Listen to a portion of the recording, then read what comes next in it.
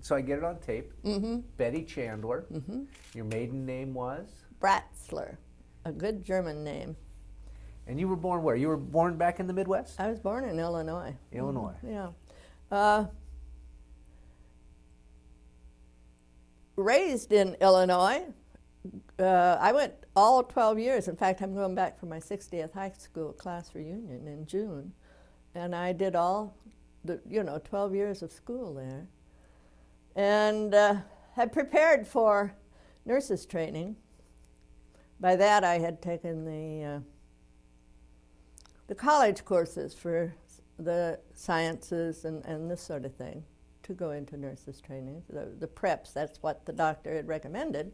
So I took all of that and then graduated and got a good job, and there went the nurses training. Of course, by that time we were at war, so it was... Was that pretty traditional for women of that era? I mean... Yeah, I mean, you got a job. I mean, was nursing one of the big... Well, nursing was one of the career opportunities for women at that time, They didn't think in terms of going into doctors, becoming medical people, or scientists, or this sort of thing. It was, you did bookkeeping and stenos, and if you were really fortunate, you went into nurses training. So that was what my big dream was. But my job was... It was an interesting job because this is a town of 10,000, and this guy was a millionaire in the 40s, early 40s. Wow. Yeah, because he was a speculator. And right after, prior to, I would say in the 20s, during the Prohibition era, and during also, when we had the great market collapse in 29. He got out of school and he had got a drag line, and he started doing drag line work throughout the state of Illinois. Now, drag line is? It's a big bucket, like a scoop. Okay. Yep. Yeah, and they were doing a lot of, they were trying to direct water flow on farms and stuff, because you got to remember this is farming country, all farming country. 7 miles south of Paris, which is where I'm from, the Great Glacier ended. So then you got into the hills and the hollards and this sort of thing. But he put that all together and worked it out. He owned a coal mine, a stone quarry. These were up in northern Illinois. He had 5 big farms in Edgar County, which is where Paris is located. And he was... He had oil wells down in southern Illinois, and he had oil properties clear down into Oklahoma, and it was so funny because he had a partner in Oklahoma, and they were very hush hush about their oil leases and stuff. It was fun, and then he was also in partnership with a captain from World War I. A huge, massive a man, big. And his name was Grady O'Hare. And Grady went to Texas and bought cattle every year and brought them up, and then they'd feed them, so much, and then they'd sell them to the various farmers around there. And they had a nice little lucrative business going there, too. So it was, in my way, I was doing war support because I was keeping the books and doing all of the payrolls and this sort of thing. So it was a fun job. It was a good job. Wow. Uh-huh. So, what did your parents do? Of course, this is the day of my age was my mother was at home. She was a homemaker. There were 4 of us, and my dad had worked. He'd been a farmer out northwest of Paris. And when I started, the Great Depression came in 29, and I started school in 1930. And my dad lost his farm in the Depression, or in the collapse then. And so he was working, he did grocery stores and meat markets and this sort of stuff, whatever he could find to do. And when we moved from that little town into Paris, and I started school. But I had gone 4 days in Redmond, and there were 4 kids, 2 boys and 2 girls. And I come into Paris, and there's 40 kids in that first grade. Ooh, that was overwhelming. And the girl that I was introduced to at that time, and Miss Hen was my first grade teacher, and she asked if I would, or if Ann Naden would show me around, you know, like where the bathrooms are, and just guide me and be my friend. And we're still friends to this day. Wow. Uh-huh. The last time we had our 50th high school class reunion, no, it was our 55th high school class reunion. We do it every 5 years. They put 5 of us that started the first grade and graduated from high school all together right in the middle of the picture that they took. So the nice. full 12 years. The full Wow. 12 years. It's Yeah. interesting. I interviewed a woman this morning, a local woman, and similar story. Mm-hmm. Her 60th is coming up this summer, but she talked about how her classes stayed in Well, I think that has to do with the times right then. I think that has a lot to do with it, because Roosevelt declared war. We were hit in 41, in December of 41, and we all graduated in June of 42. So that era was a very close-knit time. And a lot of the fellas, I mean, you know, they are just as interested in this as we are when we all get together. And I find that really amazing, because I have 2 sisters, one that graduated a year after me, and she doesn't care whether she ever gets back to that school group or not. And my youngest sister went back to her 50th this past summer, and that's the first time she'd ever been to one. Of course, her husband was Navy, so they were hither, thither, and yon. So, yeah, but it was, you know. and those Navy people. Oh, gosh, yeah. So did you, so you were what grade when Pearl Harbor happened? I was in my senior year in high school. Now, being in Illinois, now I know here on the coast, Oh, yeah. but what about back there? Well, back there, that was a horrible thing, a horrible, horrible thing. My sister and I, the sister that's right nearest to me in age, and I had been out that afternoon, and we came in, and of course that was the days of the radio, and we got in, and my folks were listening to the news, and we walked in on that, and that was a horrible thing, because here's all of these young men that are, you know, they're going to be in this. You know that they are. You know that we're a part of something it's horrendous. It's horrific, but it's the ripple effect from all just that is enough to really. By the time that was on a Sunday evening, and the next morning we had a high school assembly, and they called all of us, and at that time there was about 900 in the high school, and because all of the rural kids had to be brought into school, no buses. I mean, the folks had to make arrangements. You know, 5 or 6 kids from the area would all come in somebody's car and that sort of thing, and they crowded us into this assembly room. It was a place where normally maybe one class would meet or something like that. But here we were sitting 2 at a desk, because it was filled with desks and people standing all around us. And we listened to Franklin Roosevelt's speech to the country, right? And there was some tears and some shivers and some, I mean, even at that age, we realized how broad this was, and how menacing and how horrendous, you know. It was just an awful thing to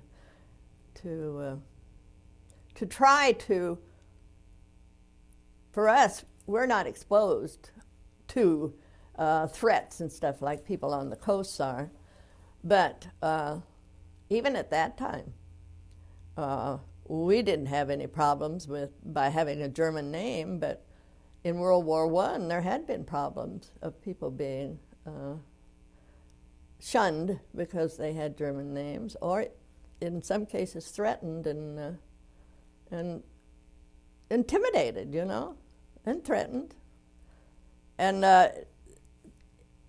during that World War II period, I can remember we lived just about 10 miles from the Indiana border on the east side, and there were lots of little towns across in the Indiana side that were unincorporated, you know, just 500, 600, and some bodied start. There was a lot of Italian people there too, and they were shunned a lot because of, can't even think of his name down in Italy, but Mussolini, right? Yeah, because of the possibility that they might. There was a cloud, a shadow over them because of that. But they had wonderful Italian food. Wonderful Italian food. Did when they brought the school together, did the kids realize real quickly that it was going to change their lives? I mean, was there an instant feeling of, oh my goodness, we might be called up and drafted? Or oh, I think the boys felt that way particularly. I think the boys probably felt that much more than the girls did at that time. Because some of the fellows dropped out of school and went into the military. And we lost some, you know.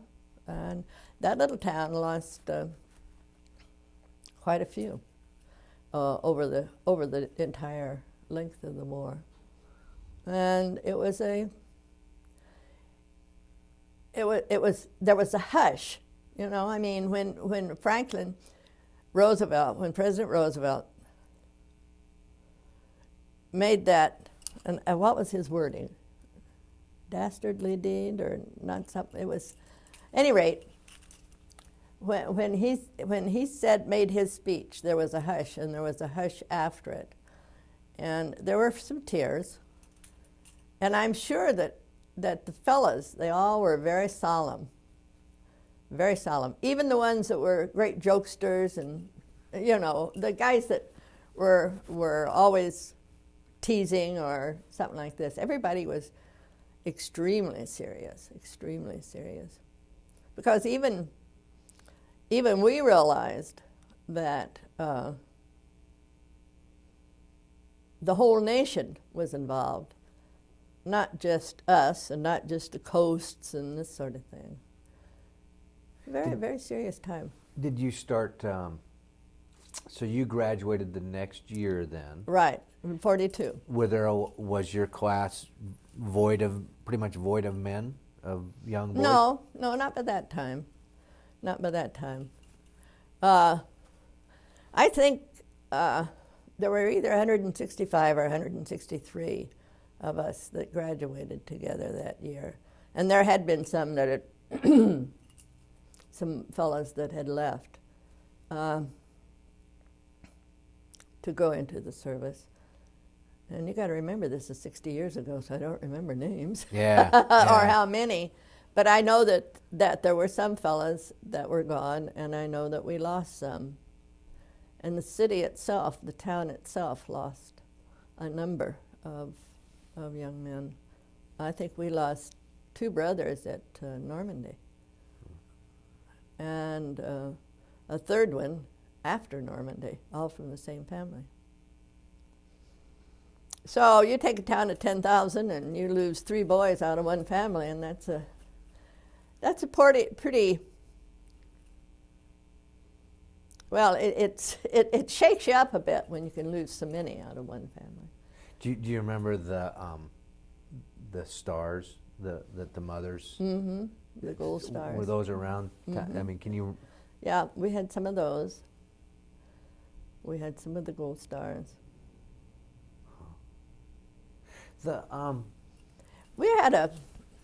This was a farm community, so we had a number of young men that became 4F, because what they did, in our era, the fathers and the sons did the farm, worked the farm, and the boy was essential, the son was essential to the maintaining of the farm as much as the father, really, because by this time they're approaching 19 or 20 years old, and they've done it since they were 12 probably, or even younger. And so we had a lot of young men that were 4F, I think is what we termed it at that time, because of their occupation. So to sustain the food. Right, and that's what their big job was. The farmland was at one time, Edgar County was the third richest county in the United States. Well, we had a little coal, and we had oil, and we had wonderful wheat, wonderful corn, and soybeans. Of course, soybeans weren't as big then. It was wheat and corn, and oats then were the biggest three crops. Were the kids that stayed 4F with the farm, were they looked down upon, or was that an accepted? Well, I've thought about that since then, but I don't think they were looked down upon. They didn't seem to be looked down upon. I didn't. I had a boyfriend. And it was, it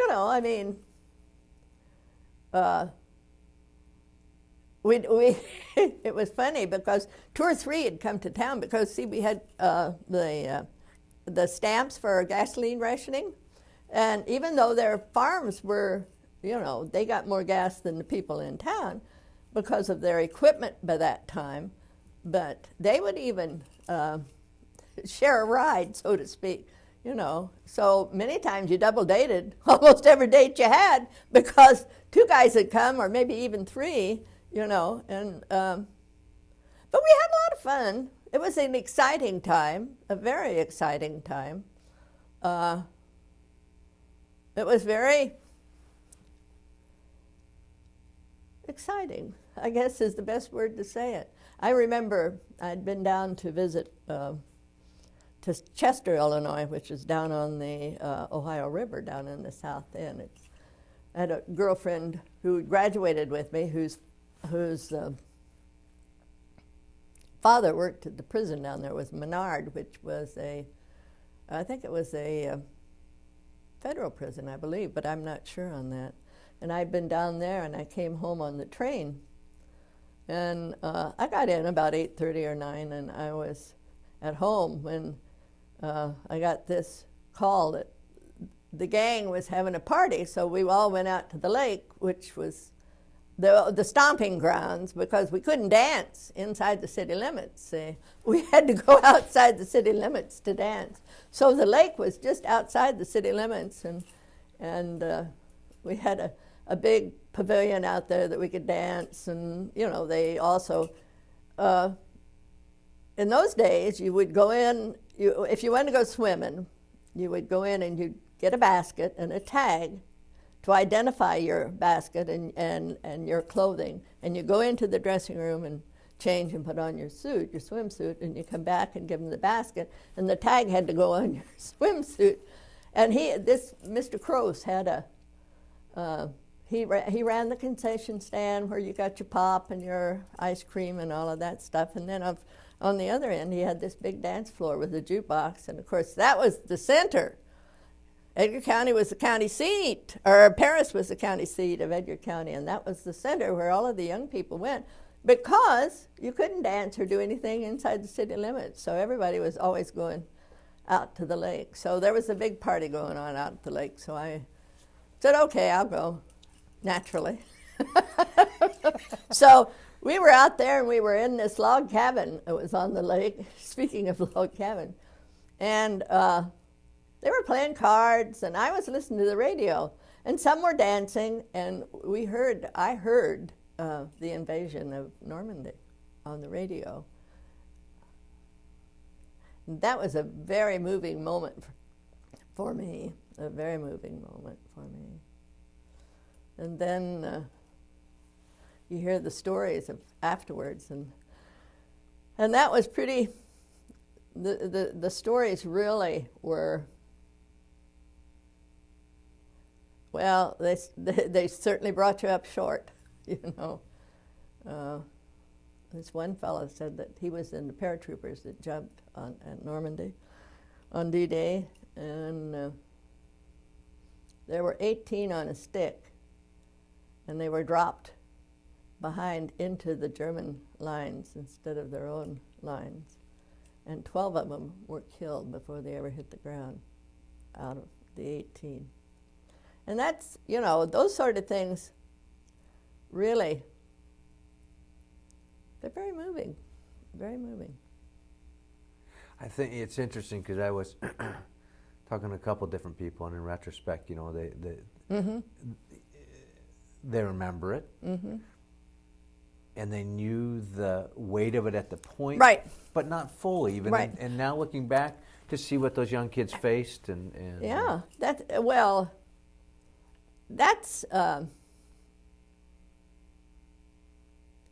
that's something that really, really, in this stage, you know, all of these years later, is very, very moving, extremely so. And then I had two sons that were back to back in Vietnam, up in the DMZ, Marines. And then I had two stepsons that were, one was in Cam Bay when it was overrun in Vietnam, and the other serviced airplanes at Clark Air Force Base in Manila there, outside of Manila. And you know, you think, you've heard these stories, and war has been brought home to you in many ways. But then when you get your own kids over there, the awfulness of the whole thing is really, that's really something that worries you at that time. At the age of 19 and 20, like we were back then, like I said, it was exciting. It was very exciting. Even in a small town, it was exciting. See, that's where there's that kind of two sides of war. Sure, and what's happening. right. Because there is the patriotism and a lot Oh, of things. yeah. Oh, yes. And then there's the travesty of it. Right. Huh. Exactly. When did you meet your husband? After? After war. After he was injured in 1945 in the Battle of the Hurtgen Forest in, the Bastogne area. And they shipped him home, and they shipped him to a military hospital in Memphis. And they had to do surgery. He was paralyzed from the waist down because he called it a tree burst. And it was some sort of a shell that would come down the tree. And he got shrapnel from that, but what really injured him was that it threw him backwards, and he lit on his entrenching tool, and it sliced some of the discs in his spine, and his vertebra too. At any rate, he was badly injured, and he was hospitalized down there, and then he came home and met him at a party. We had a lot of fun. When we were that age. He was Army? Yes, he was one of the paratroopers. Army. Oh, okay. Yeah, Army. Oh. But then after they landed, they became a part of, I think it was the 3rd Army. And Patton, he had seen General Patton. And he was he was one of the most decorated in the county because he had saved some people and this sort of thing. And he was, but it was too bad because one of the really sad side effects of war is that here's these young men who are really brave, and their hopes are ended because of injuries, or now we call it PTSD and this sort of thing. But he became addicted to medication, and then later to alcohol. And this is not an unusual story of people in that era, and those conditions and those things, you know. Was he young when he went in? Mm-hmm. He was in the National Guard when they were activated. And they were sent to, he didn't finish high school because they were activated, and they were sent to, I think it was Tullahoma, Tennessee, and then they were, yeah, isn't that a lovely name? Then they had to train a lot of the people from, the young men from the East Coast, when they came, when they were drafted into the Army or when they enlisted or whatever, they went down there and trained them. So I remember one time when there was a whole slug of, not a whole slug, there was about 4 or 5, 6 couples got together after the war. This one fella had come back from New Jersey, Union City, New Jersey, he and his wife. And they had known a number of the fellows that were in this National Guard group that had been activated. They'd met them because they were trained down there, and so they had become friends. And that was a wild party, I'll tell you. A very wild party. I don't want you to print this, but we walked into a nightclub one time. There was a stripper in there, and there's one guy 6'4" beside me, and of course I was 5'2 1/2". I couldn't see anything. And the fella from Union City, New Jersey, said, "Boy, that looks like a brick outhouse." And his wife was standing to me, and she says, "What does he mean? What does he mean?" Well, we turned around and left. But then those guys were up for anything, you know. And I think most people were in that. You're young. You're full of vim and vigor and all of those things. And it was. I really have no qualms. I think life must have been dull for some people, some generations since, but then it sounds horrible to say that it was exciting and that you had a good time, you know? But you did all of these things, and you entertained all of these lovely young men, you know? And it was fun. It was just fun. It was in that way a real exciting time, because yes, you've come out of the Depression, mm-hmm. and yes, the war was a travesty, but it put some money back into the economy. Right. The young men that survived that were coming home, what they mm-hmm. learned, and the world was, it seemed like an open-ended story. Oh yeah. Well, the thing was, here's a whole new world almost, you know.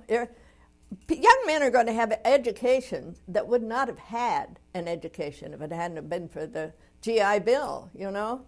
And so it really was. Maybe it doesn't sound well to say it, but there were good things that came out of it besides defeating the enemy, you know, because. I had a friend who went to school with me, graduated with me, who became a speech. I don't know whether it was pathologist or what, but it had something like that. But he set up the speech department at Penn State University. Now, I know that his parents were old-time residents from where we were from, and they had a good name. And I know that they would have done everything in their power to get him to college and get him through college. But he would not have had the wherewithal to get his doctorate, just start going to school and wind up with a doctorate and be able to do that sort of thing. So there were good things that happened as a result of it, too. And, of course, I think young men came back more intent on making a better life for them and the people that they loved and their projected families and this sort of thing, because they saw such horrendous things, such awful, awful things. I remember there was one of the pilots that I never could recall whether it was a pursuit or a fighter pilot, but he was downed over France, and the French resistance got him out. And I had written to him. We were not boyfriend and girlfriend. We were friends. And I had written to him, and I remember when he finally got home, his dad, now remember, we didn't get new cars those times, in those times either. And I think his dad had a 36 Ford or something like that he'd driven back and forth to work, and his dad was a pharmacist and had delivered prescriptions and stuff in. And so when Bud got home, he had I think it was a chief, a Harley chief, I'm not sure, a Harley Indian or chief or something like that. Now this is in November in Illinois, and this is not the time of year to be riding motorcycles, but he'd pick me up after work on the motorcycle. I can remember going riding while it was snowing in that motorcycle. Oh dear. But those are exciting things, see? So you kept in touch with him? Yeah. Not like you said, not boyfriend, girlfriend? No. We were just friends. And he was in the service? Yeah, he was a pilot in either a pursuit plane or a fighter plane, and I don't know which, but it was shot down over France, and the French resistance brought him out in a little over 30 days, as I recall. Huh. Mm-hmm. Do you remember what type of things you would write? I mean, did you get letters back and forth? Yeah. So what type of things did he write, and what type of things did you write? Do you remember? Well, he wrote what they would write about primarily was if they couldn't tell you what they were doing, because that would be cut out or inked out, you know. And so it was mostly about people at home, and had I seen anybody, or if you saw somebody, you wrote and told them that somebody was home on leave and ask about them, or this type of thing, you know. But it all had to do with local stuff, because you could, your letters, you tried to keep them cheerful and upbeat, which was, and that wasn't really too difficult to do with friends. Now, I didn't have a serious boyfriend in the service, so I wrote a lot of happy letters to an awful lot of happy, or what I hoped were happy young men when they got the letters. But it was, the things that he would write about was, you know, it was cold or whatever, and this sort of thing. And so I was glad to see him when he got back, and we maintained the friendship for the rest of the time that he was in the service. But it was a friendship. It wasn't a male-female or a boyfriend-girlfriend type thing. Home seems to be like a common theme. That's right. It was, because that was the main thing for them at that time, was getting home, you know, and that was where all of their happiness was centered. All of their good times had been centered there. And their relationships. It wasn't just girl-boy things. It was male-male. An awful lot of those kind of friendships, you know, at that time. Did your husband talk much about it when he got back, or was it something that he wanted to put behind him? Well, I learned more after he started becoming addicted to the medication than I did early on. He had aspirations of becoming a professional ball player. Baseball? Baseball player, yeah.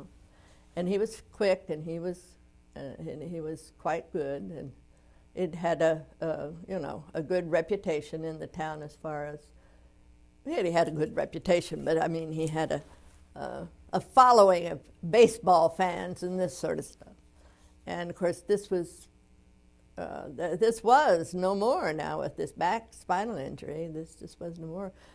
He did tell me that for him to become a able to walk again, what they did was that they had flown in a special, I suppose, neurosurgeon is what you would be in your spine, and they had a little portable foundry that they fashioned a metal thing that kind of went over his spine some way, and while he was open, they did that at this hospital. But they brought the surgeon was flown in, I believe, from or brought in from Pittsburgh to do that surgery. So I mean, he had 3 discs, and the vertebrae that were between those that were wrapped some way, and yeah.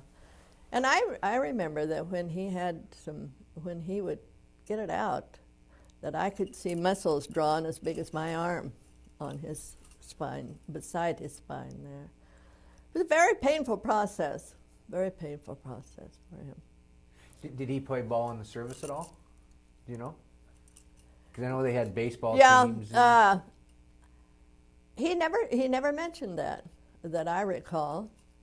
I know his father was a prize fighter in the First World War and won for the lightweight championship or something like that.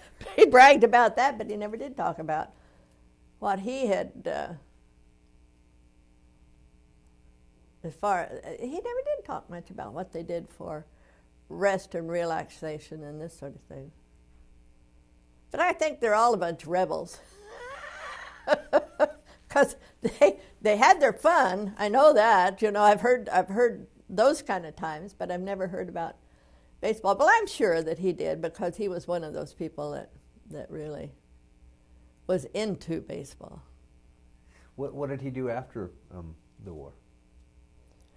Well, first this, and then that was one of our trying times, because the last 10 years that we were married, I supported the family, and he stayed home. And it wasn't always a happy time either, so, you know. Eventually, things got so bad. I had promised myself that I would stay until the kids got out of high school, because by this time I had 2 sons in high school. And it didn't work out that way. It was not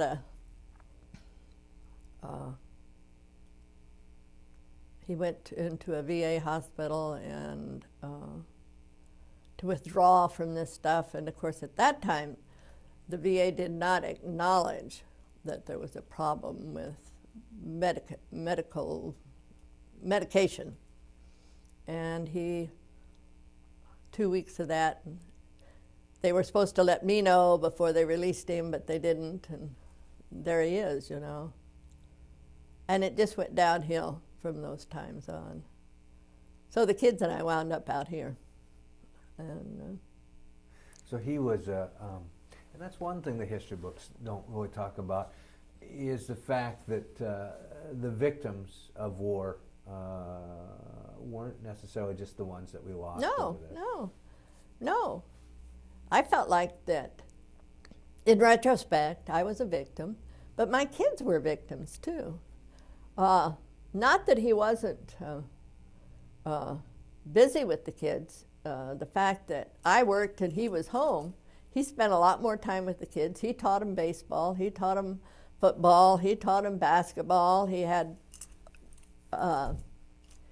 put together groups in the town, and there were kids who just idolized him because what he did for a program of, it was like Little League baseball, Little League basketball, Little League football, only they all had different names. And he put together international tournaments for our basketball. We played up in north of Chicago at Fort Sheridan, stayed on the base up there, the boys got to eat in the kitchen or in the food line, what do you call it? Mess hall. Yeah, mess hall. The boys got to do that, and they shared, the boys from Paris shared billeting with kids from, what was the name? Louisiana, but it was one of the, Can't remember. But anyway, kids from Louisiana who were so well off that they chartered a plane and brought those kids in, you know. Wow. And I mean, he was a good father in some respects, and then there's others. The kids were victim, but they loved their father. Because I believe in that, you know. Yeah. Did the war? I mean, if we could be magic, which is impossible, Right. But if you could take the war and the injury out of it, would he have been a different person? Was this a Yes, result of yes, World War yes, II? Yes. He would have been a different person. When he had his surgery in Memphis, he developed morphine poisoning from that. And it was just kind of a downhill slide from then on, because over the years he had codeine poisoning because of overdoses. And then, what was the next one that they came up with that was not supposed to be? Not supposed to be addictive? Addictive, yeah. But it was, you know. And so then he learned, they become quite resourceful. He got to the point that none of the doctors in town would treat him because he would play one against the other. You know, they get very cunning is a good word. Cunning is a good word because he'd go to one and then go to another and get multiple prescriptions. Kind of like playing parent against parent, Yeah, step-parent. exactly.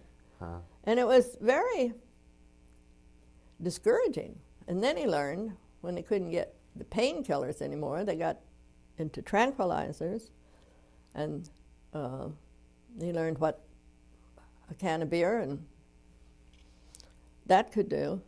And it was not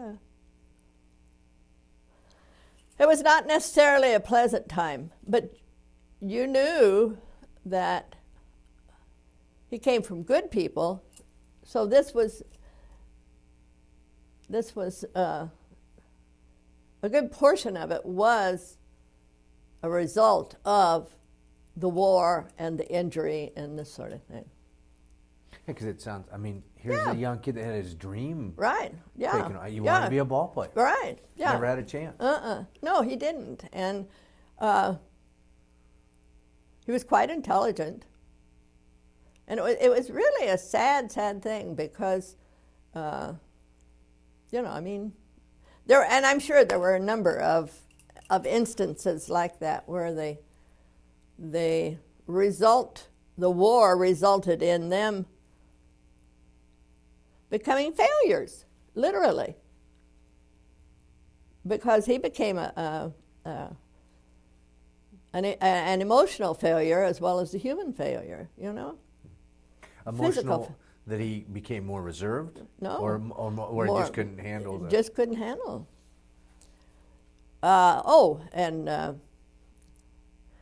Very creative. Cunning. Oh, cunning. Because when we divorced and the kids went into the Marines, he would call with horrible stories to try to scare me, you know. It was very frightening, really, Carl, very frightening. He called me one time and told me that Clem, the oldest boy, had been injured down at Camp Pendleton. They had an explosion down there of some sort, some ammunition or something like that. And he told me that Clem was in surgery at the time. He called me at work and told me that Clem was in surgery at the time, and something about the helmet.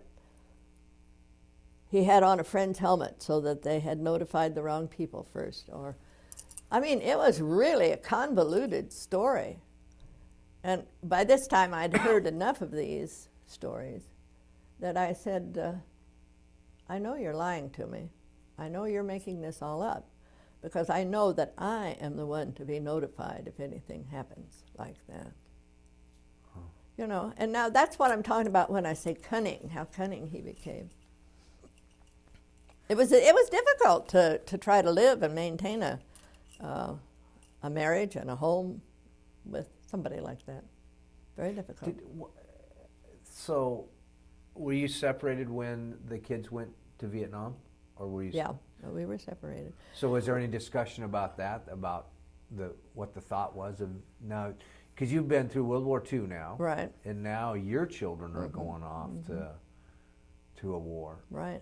Well, no, he and I didn't talk about those things. After that session where I told you that I confronted him over the phone with the idea that I would be notified if anything happened, and that the kids had made that stipulation, you know, in their military records that I was to be notified. No, I didn't have, and we didn't talk about it, no. Because it would have been, it would have resulted in, he would have been haranguing and harassing and over the phone because he would be blaming me. Why, I don't know, but I mean, in his mind, he would have felt that I had to have something to do with the fact that the kids were. And they did both volunteer. They were not drafted. In fact, my second husband and I were very proud of the fact that our kids, our sons, he had 2 sons and a daughter, and I had 2 sons, and all 4 sons volunteered for the military during Vietnam. Of course, my second husband was a retired military person, but was he World War II also? Or? No, he was World War II, but he served up in Alaska in the islands up there, and I never did get it straight. But they went in. He was in charge. He was an officer, and he went in, and he was in charge of a company, I guess, where the Japanese had left the island. Remember the story of and I never can remember which one of the islands it is, but he went in there and they set up a base camp of some kind, and he was the CO for whatever it was at that particular point. I have a Japanese casing. It's about so tall that he polished up for me, and I use it as an umbrella stand that he brought back from that island, yeah. Because that was like up in Dutch Harbor. Yeah, right, up in that, yeah. What Adak, no, not Adak, that was a island, but I've forgotten what to call the island. Aleutian Islands. Yeah. Yeah. Out in the chain. Yeah, no, but my second husband was 100% disabled in Korea. What did he think about your kid? I mean, having faced war as an adult, and now your children are going off to war. Was there a discussion, or was it just again the patriotic thing? It was a matter of principle, not just patriotic. It was patriotism. Don't misunderstand, but it was a matter of principle. This is what men do. You know, they defend their country, and therefore we were very proud. I remember one time we were driving down the road and we heard something on the radio, car radio, and the next thing I knew we both had tears running, and we were holding hands because of something that had happened in relationship to Vietnam, you know. And that was a very, very, very sad thing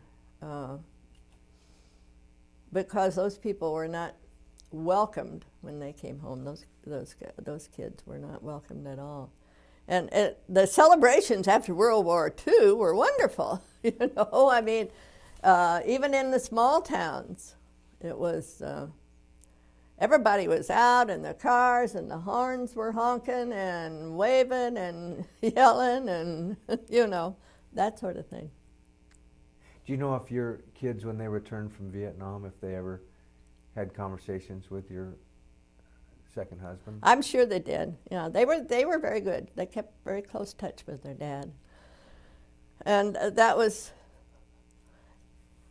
I feel real good about that because I encouraged him. I said, because we don't get along is not a reason why you guys can't all, still love each other and be friends, look after each other.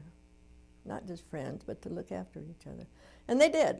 I have to say that. I'm very proud of two young men that came through, because they were, when I made the move to come out here, I told them, why they were aware of what was going on at home. They were aware of the circumstances and the harassment, and this was just a very difficult time for them. But I believe that you have to have a certain respect for both parents, regardless of what you see that happens between them. The kids can't be responsible for the fact that we couldn't make our marriage work. And so I felt that I always tried to encourage them to look after their dad, actually, is what I was encouraging them to do. Because I thought maybe male on male could do better than female on male, in some instances. And I didn't think it worked. He remained there in Illinois, but the kids would go see him, and he lived with my youngest son for a while down in Missouri, and that didn't work out, so he went back to Illinois and stayed there. And now you, as you've moved on in life, are involved in a number of different. Yes. I know two at least that you're involved in. The World War II Memorial Educational Foundation, right. And the Tahoma National Cemetery. Okay. What does that mean to you? Why have you stayed so involved in this? Well, I always said that I inherited it. My second husband was involved in this VLC, which is the Veterans Legislative Coalition, or whatever you call it. He was involved with that. He was also a lobbyist, and he was also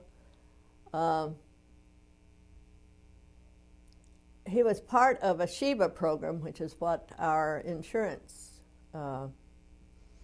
commissioner here in the state of Washington started years ago, and it has to do with the senior health insurance benefits. And he would study, and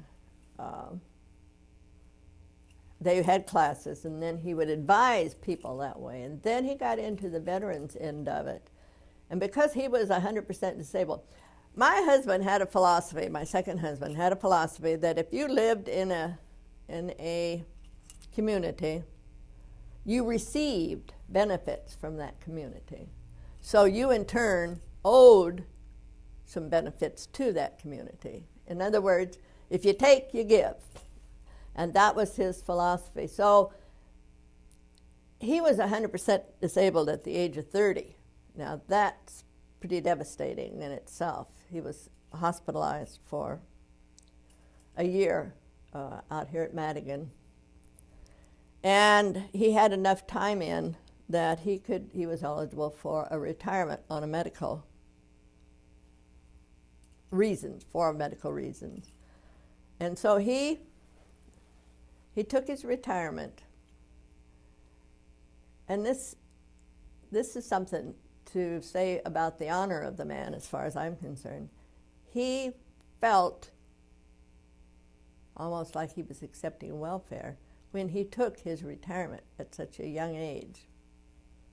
He felt like it was something that he really hadn't earned, but with 100% disability, he had totally earned it. And so he started, we both believed that people needed to be busy after they retired. So when we retired over at Shelton, and he got involved in the Veterans of Foreign Wars over there, and he served as part of the service office, to help other veterans. Then he got into the legislative end of it. Then he got into the lobbying end of it, and so everybody thought I ought to know what everything he was in, so I inherited this stuff. And it's made a really good life for me because I firmly believe that people need to be busy. Were you involved with the monument from the beginning, the early stages? Mm-hmm. Yeah. So when that was completed, what was there did you have a special feeling? Well, I just thought it was, I thought it was so wonderful that we finally got something for the World War II.